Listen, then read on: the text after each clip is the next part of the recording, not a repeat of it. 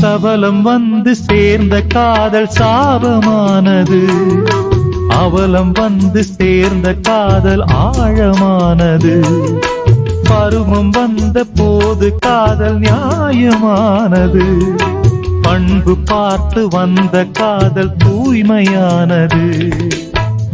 அழகு என்பது மெழுகை போன்றது, அன்பு என்பது விளக்கை போன்றது.